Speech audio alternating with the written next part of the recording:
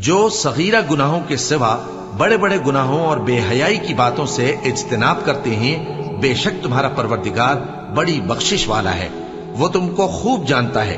جب اس نے تم کو مٹی سے پیدا کیا اور جب تم اپنی ماؤں کے پیٹ میں بچے تھے تو اپنے آپ کو پاک صاف نہ جتاؤ، جو پرہیزگار ہے وہ اس سے خوب واقف ہے۔ بھلا تم نے اس شخص کو دیکھا جس نے منہ پھیر لیا اور تھوڑا سا دیا پھر ہاتھ روک لیا؟ کیا اس کے پاس غیب کا علم ہے کہ وہ اسے دیکھ رہا ہے؟ کیا جو باتیں موسیٰ کے صحیفوں میں ہیں ان کی اس کو خبر نہیں پہنچی؟